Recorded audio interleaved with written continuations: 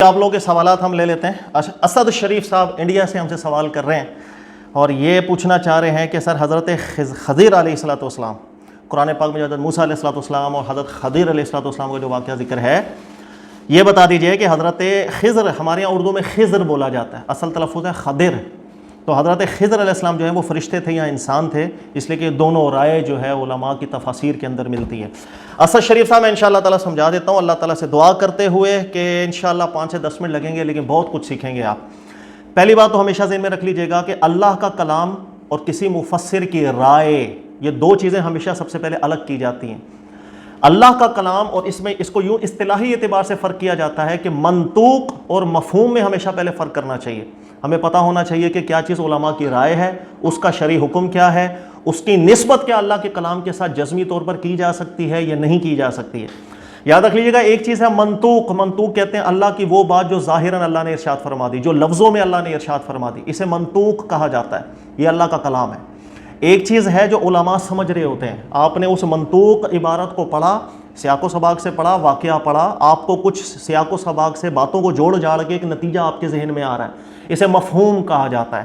یاد رکھ لیجیے گا، ہر وہ مفہوم جو کسی بھی عالم کا ہو، کسی مفسر کا ہو، کسی مجتہد کا ہو، وہ مفہوم اسے رائے سے تعبیر کیا جاتا ہے۔ وہ ایک عالم کی رائے ہے، وہ ایک مفسر کی رائے ہے، وہ ایک مجتہد کی رائے ہے۔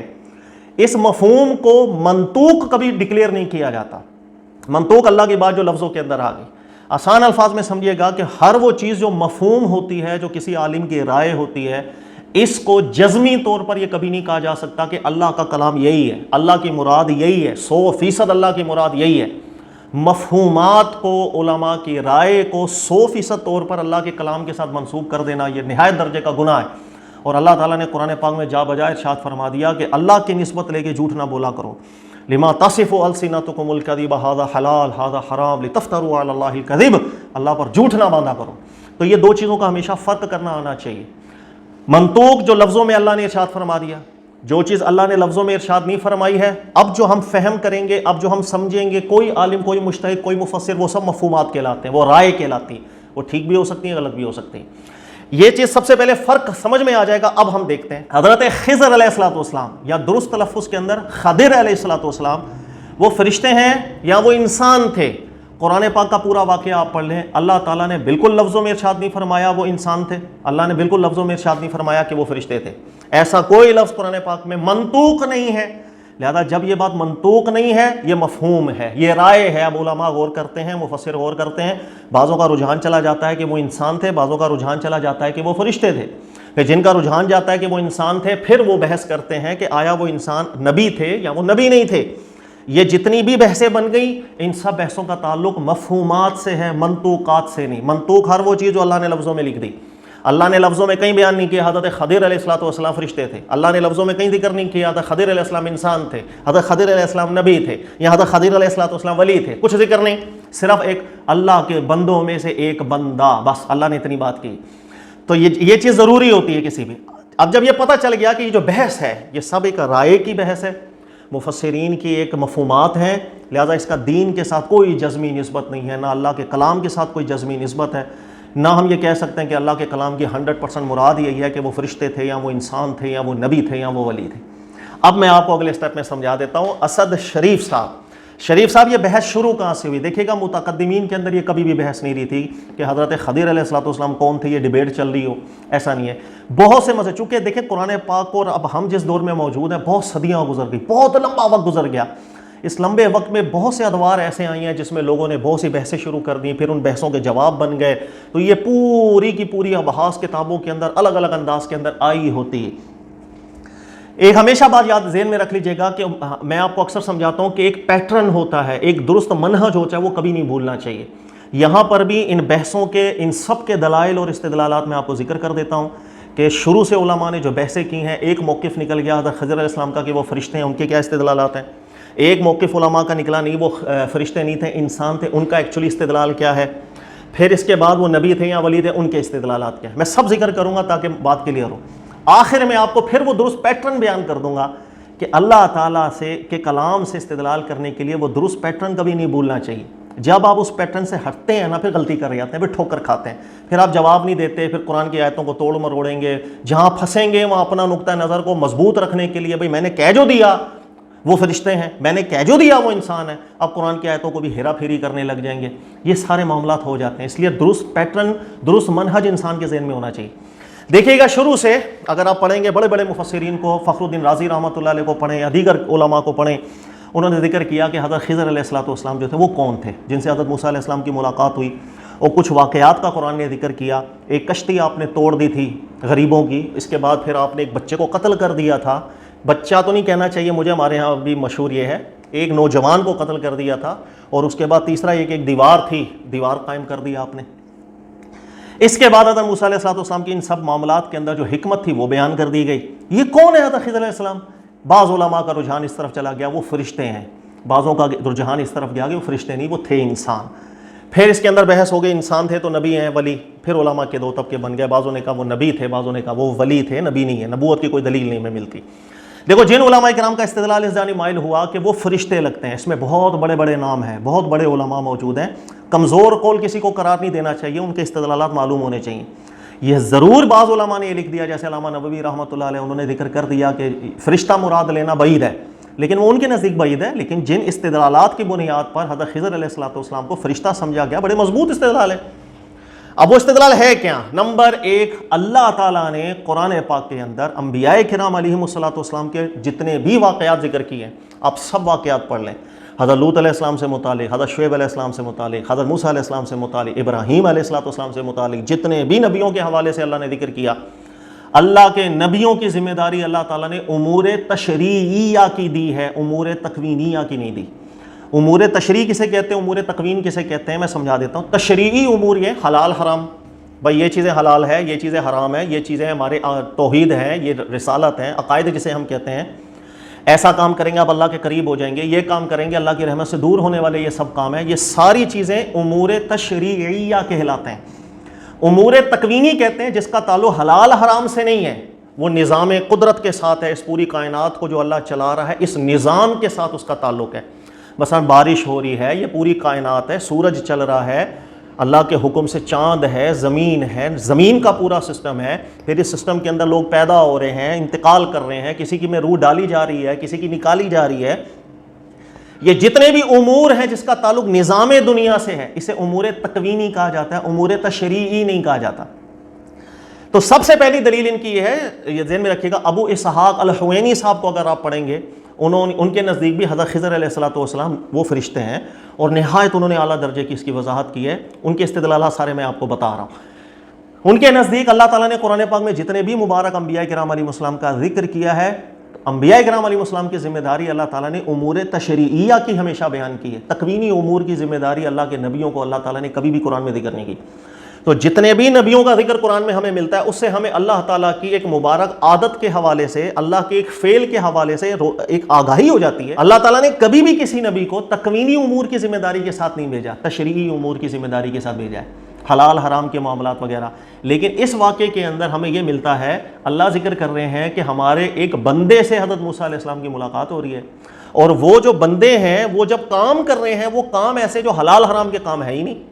بھائی ایک بچے کی جان نکال دی، بھائی کیوں جان نکال دی؟ اللہ کا حکم تھا، جان لے لی، اس لیے کہ اس بچے نے آگے جب جانا تھا، بڑا ہونا تھا، تو اس سے فتنہ برپا ہونا تھا، اس سے ماں باپ کو نقصان ہونا تھا، ماں باپ کو کفر کی طرف اس نے لے کے جانا تھا، دیگر فساد تھا، آپ نے اس پر قدم اٹھا دیا۔ یہ حلال حرام کی بات نہیں ہے، یہ امور اس نظام سے بات ہے جو اللہ تعالیٰ کا نظام ہے کہ اللہ کسی کو موت دیتا ہے، اللہ کسی کو مار دے، کم عمری میں اللہ تعالیٰ کسی کی جان نکال دے، اس لیے کہ مستقبل کے معاملات سارے اللہ تعالیٰ کو مخفی تو نہیں ہے اللہ تعالیٰ سے۔ تو سب سے مضبوط دلیل ان کی یہ ہے کہ حضرت خضر علیہ السلام سے جو افعال قرآن نے ذکر کیے ہیں، ان افعال کا تعلق امور تشریعیہ سے نہیں ہے، امور تکوینیہ سے ہے، اور امور تکوینیہ کے جو معاملات ہیں وہ فرشتوں کے ذریعے سے اللہ تعالیٰ کرواتے ہیں، جیسے قرآن پاک میں ذکر ہے کہ کسی کی جان نکالنی ہو تو اللہ تعالیٰ نے فرشتہ مقرر کیا ہوا ہے۔ اس طرح اور نظام کائنات کے لیے اللہ تعالیٰ نے مدبرات جو ہیں ان کو رکھا ہوا ہے، وہ امور کرتے ہیں۔ تو سب سے بڑی دلیل ان کی یہ ہے۔ نمبر دو، دوسری دلیل ان کی یہ بھی بنتی ہے جسے ابو اسحاق الحوینی صاحب نے تفصیل سے ذکر کیا، وہ یہ کہ جتنے بھی مبارک انبیاء کرام علیہ السلام تشریف لائے ہیں ان کی شریعت کو اگر آپ مطالعہ کریں کہ وہ اللہ کی طرف سے جو نظام لے کر آتے ہیں وہ عدل کا نظام لے کر آتے ہیں، عدل و انصاف کا ایسا نظام ہوتا ہے کہ جس کے اندر حلال اور حرام کی بالکل تمیز ہوتی ہے، اور حلال حرام کے ہر وہ چیزیں جو بیسکس ہیں وہ ہر شریعت کے اندر ایک جیسی رہی ہیں، اس کے اندر کوئی جو بنیاد ہے اس کے اندر اتنا فرق نہیں ہے، جزیات میں ضرور فرق آ جاتا ہے، بنیادی چیزوں کے اندر فرق نہیں آتا۔ جیسے دیکھیے گا، میں کسی کی ملکیت کے اندر بلا وجہ جا کے تصرف کرنے لگ جاؤں، توڑ پھوڑ کرنے لگ جاؤں، میں یہاں سے اٹھوں اور کسی کی جا کے جائیداد کو گرانے لگ جاؤں، دیواریں گرا دوں، کوئی بھی دین اس کی اجازت نہیں دیتا، کسی شریعت نے اس کی اجازت نہیں دی ہے۔ یہی وجہ ہے کہ جب ہم یہاں دیکھتے ہیں، یہاں جو معاملات ہوئے ہیں، حضرت خضر علیہ الصلوۃ والسلام تشریف لے گئے، غریب کی کشتی توڑ دی، یعنی کسی اور کی ملکیت میں جا کے ایک تصرف کر دیا، کوئی بھی دین اس کی اجازت نہیں دیتا۔ یہی وجہ تھی کہ حضرت موسیٰ علیہ السلام نے اعتراض کر دیا کہ کسی کی ملکیت میں اس کی اجازت بھی نہیں لی، آپ نے یہ کام کیسے کر دیا؟ پھر آپ نے دوسرا یہ کہ کسی کی جان لے لی، تیسرا یہ کہ آپ نے دیوار بنا دی، کسی کی ملکیت میں تصرف کیا۔ بھائی آج میرا گھر کوئی آ کے توڑ کے نیا بھی چائے بنانے لگ جائے، میں اجازت تو نہیں دوں گا اس کو، بھائی میری پرمیشن کہاں گئی؟ تو انہوں نے ایسے کام کیے ہیں حضرت خضر علیہ الصلوۃ والسلام نے، جو کسی بھی شریعت کے اندر جو بنیادی اصول ہیں حلت اور حرمت کے، ان بنیادی اصولوں کے خلاف ہے۔ لہٰذا اس کا کسی بھی طرح کا تعلق تشریعی امور سے ہم نہیں نکال پاتے، ہمیں مجبوراً یہ کہنا پڑے گا کہ وہ کوئی فرشتے تھے جو انسانی روپ میں آئے تھے، اور حضرت موسیٰ کریم علیہ الصلوۃ والسلام سے ان کی ایک ملاقات ہوئی تھی اللہ تعالیٰ کی حکمت کے ذریعے سے۔ ان حکمتوں کو بھانپنا تھا حضرت موسیٰ علیہ الصلوۃ والسلام نے، جاننا تھا اور سیکھنا تھا۔ یہ ان کا استدلال بن جاتا ہے ان علماء کا کہ جن کے نزدیک حضرت خضر علیہ الصلوۃ والسلام وہ فرشتے تھے، انسان نہیں۔ اچھا، ان کے مقابلے میں دیگر علماء کرام ایسے ہیں کہ جن کے نزدیک وہ یہ ذکر کرنے لگ گئے کہ فرشتے نہیں تھے، وہ تھے انسان۔ ہاں، اللہ تعالیٰ نے جو امور ان سے سرزد کروائے وحی کے ذریعے تھے، اس لیے کہ حضرت خضر علیہ السلام نے آخر میں خود جب ایک اقرار کیا، وما فعلتہ عن امری، میں نے اپنے حکم سے کچھ بھی نہیں کیا، اللہ کے حکم سے کیا، تو بات ختم ہو گئی۔ اب اگر تکوینی امور کے بھی کچھ معاملات ہیں، اللہ تعالیٰ نے اگر کسی اپنے نبی سے کروائے ہیں تو اس میں مذائقہ کیا ہے؟ لیکن سوال یہ کہ ان کو فرشتہ ماننے میں مذائقہ کیا ہے؟ وہ کہہ رہے ہیں مذائقہ آ جاتا ہے کہ اگرچہ یہ کام تکوینی امور کے تھے، تشریعی امور کے نہیں تھے، لیکن قرآن پاک کو پڑھنے والا اچھے طریقے سے جانتا ہے کہ فرشتے انسانی شکل میں متشکل ہو جاتے ہیں۔ اللہ نے قرآن پاک میں ذکر کیا، حضرت مریم رضی اللہ تعالی عنہا کے پاس جب اللہ تعالیٰ کی طرف سے رسول آئے تھے، فتمثل لها بشرا سویا، بشری روپ میں تھے۔ تو انسانی روپ کے اندر فرشتے آنا قرآن ذکر کرتا ہے، لیکن قرآن پاک ایک بات اور ہمیں ذکر کرتا ہے کہ فرشتہ جب انسانی روپ کے اندر چاہے آ جائے، لیکن اسے بشری عوارضات لاحق نہیں ہوتے ہیں۔ قرآن پاک اس کا بھی واضح اشارہ کرتا ہے۔ جیسے ہمیں بھوک لگتی ہے، ہم انسان ہیں، ہمیں بھوک لگے گی، ہم نے کھانا کھانا ہے، اور ہماری دیگر حاجتیں ہیں۔ فرشتے جب انسانی روپ میں آتے ہیں، وہ انسانی روپ ضرور ہوتے ہیں، وہ متمثل ہوتے ہیں، لیکن انہیں بشری عوارضات لاحق نہیں ہوتے ہیں۔ جیسے حضرت ابراہیم علیہ الصلوۃ والسلام کے واقعے میں اللہ تعالیٰ نے ذکر کیا قرآن پاک میں، جب حضرت ابراہیم علیہ الصلوۃ والسلام کے پاس فرشتے آئے تھے، مہمان بن کے انسانی روپ میں آئے تھے، حضرت ابراہیم علیہ الصلوۃ والسلام نے کھانا بنایا اور بنا کر ان کو سرو کیا۔ فلما رأى أيديهم لا تصل إليهم نكرهم وأوجس منهم خيفة قالوا لا تخف إنا أرسلنا إلى قوم لوط۔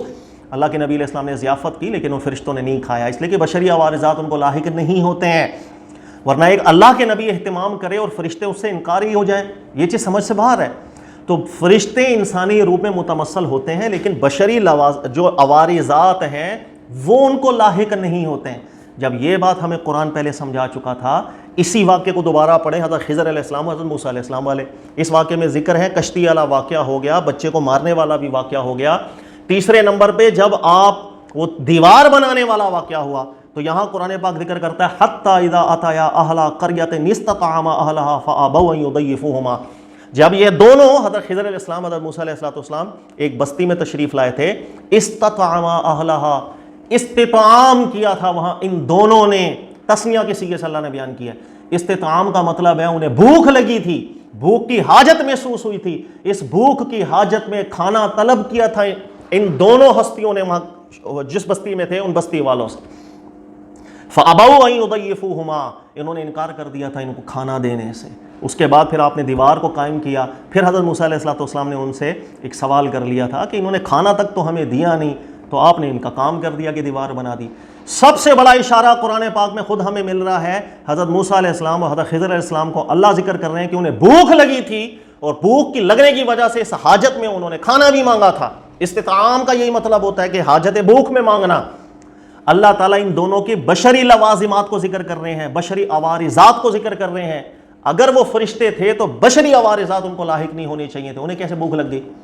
یہ وہ اشارہ ہے، یہ وہ اعتراض ہے، یہ وہ نقد ہے جو یہ علماء وارد کرتے ہیں کہ فرشتہ مان لیا تو بشری عوارضات کہاں سے لاحق ہو رہے ہیں۔ اس لیے ان علماء کا رجحان یہ چلا گیا، چاہے امور تکوینیہ تھے جو حضرت خضر علیہ الصلوۃ والسلام نے کیے، اللہ کے حکم سے کیے، لیکن وہ انسان ہی تھے کہ انہیں بشری عوارضات کا قرآن ذکر کر رہا ہے۔ یہ وہ وجہ بن گئی کہ دو علماء کے موقف بن گئے۔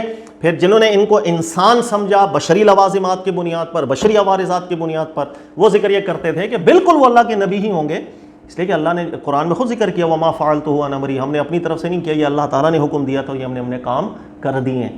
بہرحال یہ دو طبقے علماء کرام کے بن گئے، دونوں کا موقف ہے، دونوں کے اپنے استدلالات ہیں، دونوں کے اپنی فہم ہے، یہ دونوں مفہومات ہیں، علماء کی رائے ہے، یہ منطوق نہیں ہے۔ قرآن نے لفظوں میں ذکر نہیں کیا تھا، قرآن پاک نے صرف اتنی بات کی تھی عبد من عبادنا، یہ ہمارے بندوں میں سے ایک بندہ ہے۔ اور عبد قرآن پاک کے اندر فرشتے کو بھی کہا گیا ہے، انسان کو بھی کیا گیا ہے، ہر وہ مخلوق جو ذی عقل ہوتی ہے اسے عبد کہا جاتا ہے۔ بل عباد مکرمون، اللہ نے فرمایا فرشتے جو ہیں وہ ہمارے مکرم بندے ہیں۔ تو بندہ فرشتوں کو بھی کہہ سکتے ہیں، عربی قرآن پاک کی اصطلاح میں عبد کا جو لفظ ہے وہ انسانوں کے لیے بھی آتا ہے، جنات کے لیے بھی آتا ہے، یہ سب عبد ہیں۔ اللہ نے صرف عبد بات کی تھی، اس سے زیادہ اللہ پاک نے کوئی ارشاد نہیں فرمایا۔ یہ دونوں بحثیں میں نے آپ کو سمجھا دی، دونوں کا تعلق مفہومات سے ہے، منطوق سے نہیں۔ اب میں آپ کو وہ پیٹرن سمجھا دیتا ہوں، پیٹرن ہمیشہ ذہن میں رکھ لیجئے گا۔ اللہ تعالیٰ نے جب جس بات کو مجمل رکھا ہے اس کو مجمل ہی رہنے دیا جاتا ہے۔ آپ اس کی تفسیر میں پڑھیں گے ہمیشہ ٹکری ماریں گے دیواروں کو، ختمی نتیجہ کبھی نہیں نکال پائیں۔ کوئی وجہ تھی جو اللہ نے اس کا بات کو مجمل رکھا، صراحتاً ذکر کر دیتے۔ نمبر دو، جس بات کو اللہ مجمل ذکر کر دیں اس کی واضح وجہ ہوتی ہے، اور وجہ یہ ہے کہ وہاں مقصد نہیں ہے، مقصد کسی اور چیز میں جو اللہ نے کھول کے بیان کیا ہے۔ یہی وجہ حضرت خضر علیہ السلام اور حضرت موسیٰ علیہ السلام والا جو واقعہ ہے، اس واقعے میں حضرت خضر علیہ السلام کون تھے، فرشتے تھے یا فرشتے نہیں تھے، اس چیز سے تعلق ہی نہیں ہے، اس چیز سے مقصد ہی نہیں ہے، اس لیے کہ قرآن ہدایت کی کتاب ہے، وہ ایک مقصد سے بات کرتا ہے۔ جس بات کو اللہ نے مجمل چھوڑا تھا وہاں مقصد تھا ہی نہیں، مقصد تھا آگے، ہم نے وہ چھوڑ دیا، لہذا اس واقعے سے درس حاصل کیا ہوا، ہم نے چھوڑ دیا، ہمیں کچھ نہیں پتا حضرت موسیٰ علیہ السلام کو بھیجا کیوں گیا تھا، حضرت موسیٰ علیہ السلام کے سامنے یہ تین امور ہوئے، اس سے سیکھا کیا۔ حضرت موسیٰ علیہ السلام نے پہلے ذکر کیا نا، ہم آپ کے پاس آئے ہیں کہ تاکہ ہم کچھ سیکھ کے جائیں، کیا سیکھا بھائی؟ جب یہ کام حضرت موسیٰ علیہ السلام نے واپس جا کے کرنے تو تھے ہی نہیں امور تکوینیہ کے، ایسا تو نہیں تھا کہ حضرت موسیٰ علیہ السلام واپس تشریف لے جاتے، آپ بھی کسی دیوار کو بنا دیتے، کسی بچے کو نہیں، سیکھ کے کیا گئے، کچھ پتہ نہیں۔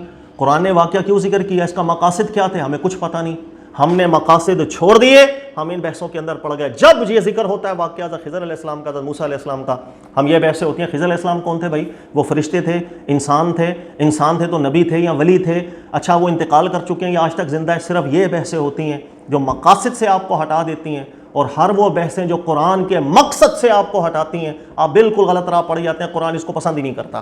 اور قرآن پاک نے بالکل واضح انداز میں بیان کیا، سورہ کہف آپ پڑھیں، اللہ تعالیٰ نے ذکر کیا بالکل واضح الفاظ کے اندر، جب اصحاب کہف کا واقعہ ذکر کیا، اللہ فرماتے ہیں اب کئی لوگ بولیں گے 3 تھے، چوتھا کتا، 4 تھے، 5واں کتا، اللہ نے فرمایا اللہ زیادہ جانتا ہے ان کی تعداد کتنی ہے، نبی پاک علیہ الصلوۃ والسلام کو منع فرما دیا، اب آپ اس بارے میں کسی سے کوئی سوال مت کریں۔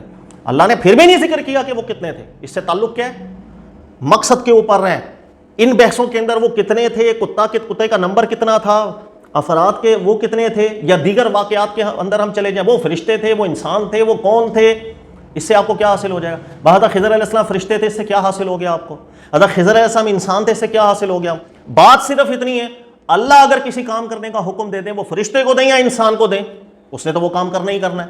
بھائی اگر مجھے اللہ کی طرف سے کوئی پیغام مل جائے 100% قطعی طور پر وحی کے ذریعے سے کہ یہ کام کر دو، میں نے تو وہ کرنا ہے، چاہے وہ امور تکوینی ہو چاہے وہ امور تشریعی ہو، تو سر بات مقصد پہ رہنا ضروری ہوتا ہے، ہم مقاصد سے ہٹ جاتے ہیں، بحثوں میں لگ جاتے ہیں۔ اللہ تعالیٰ نے مجمل ذکر کیا تھا، ہم سے جب کبھی کوئی سوال کرتا کہ حضرت خضر علیہ السلام کون ہے، ہم کہتے ہیں عبد من عبادنا، اللہ کے بندوں میں سے ایک بندہ تھا۔ اب وہ بندہ کون تھا وہ اللہ جانے، اللہ نے نہیں ذکر کیا، منطوق میں یہ بات نہیں آئی تھی، ہم بحثوں میں لگ گئے، وہ فرشتے تھے، اور جو فرشتے کہنے والے ہیں وہ لڑتے ہیں آ کے، وہ بحث کرتے ہیں، وہ کہتے ہیں نہیں جی ہے ہی فرشتے تھے، اللہ کی مراد ہی یہ ہے۔ پھر ان کو جب یہ استدلال بتائیں انہیں بشری عوارضات لاحق ہو گئے تھے، پھر وہ قرآن پاک کو بدل کے رکھ دیں گے، یعنی کہ اپنا نقطہ ثابت کرنے کے لیے قرآن پاک میں بھی تعویلیں، پھر تعویلوں در تعویلیں نکالتے چلے جائیں گے۔ ہمیشہ فرق ذہن میں رکھا کریں، منطوق الگ چیز ہے، رائے اور مفہومات الگ چیز ہے۔ مفہومات ایک نقطہ ہوتا ہے کسی عالم کا، بس ٹھیک ہے، پھر ہم خود پھنستے چلے گئے ان بحثوں کے اندر۔ اصل میں ہوتا یہ ہے کہ بعض لوگ اعتراض کر دیتے ہیں، پھر اس اعتراض کا جواب نکالنے کے لیے جو ہے نا ہم تعویلوں میں پڑ جاتے ہیں، پھر ہم ان چیزوں کی بحثوں میں پڑ جاتے ہیں جو اللہ نے منطوق نہیں کی تھی۔ بھائی مثال کے طور پر یہاں اعتراض ہے کہ بھائی اگر وہ شخص انسان تھے، چاہے نبی بھی مان لے، کیسے ہو سکتا ہے کسی بچے کو قتل کر دیا جائے، کیسے ہو سکتا ہے کہ ایسا کیا جائے ویسے. جب یہ سوالات چھڑنے لگے، اب ان سے جان چھڑانے کے لیے بھائی اچھا موقف ہے کہ فرشتہ بول دیا جائے.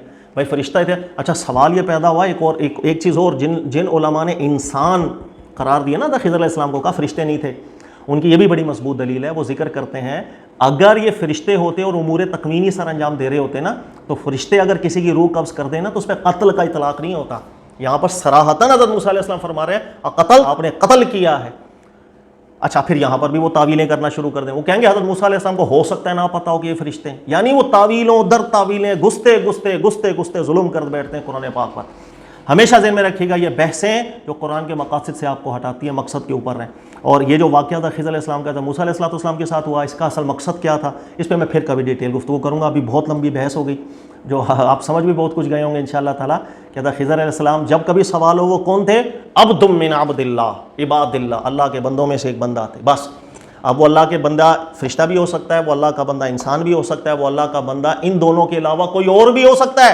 اس لیے کہ اللہ نے قرآن میں فرمایا وما یعلم جنود ربک الا ھو، اللہ کے جنود کو اللہ کے علاوہ کوئی نہیں جانتا. اللہ کے کتنے لشکر ہیں، اللہ کی کتنی مخلوقات ہیں، اللہ کے علاوہ کوئی جانتا ہی نہیں ہے. لہذا وہ فرشتے تھے، فرشتے نہیں تھے، انسان تھے، کوئی اور مخلوق تھے، بس عبد من عباد اللہ تھے بس. اس سے زیادہ کوئی بحث نہیں. اللہ تعالیٰ سمجھنے کی توفیق دے. اسد شریف صاحب انشاءاللہ امید ہے بہت کچھ سمجھ میں آیا ہوگا، بہت کچھ سیکھا بھی ہوگا. جزاک اللہ خیرہ.